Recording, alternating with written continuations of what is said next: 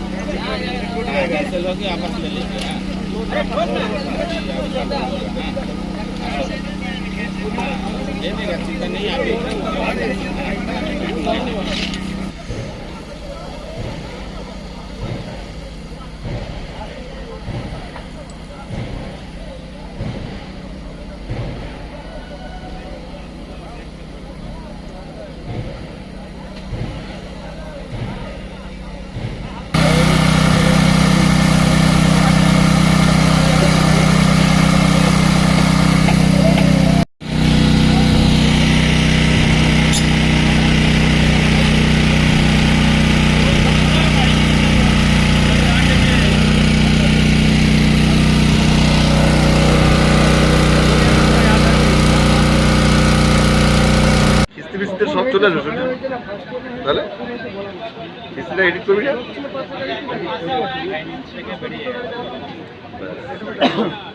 Bureau report, 99 news Bangla.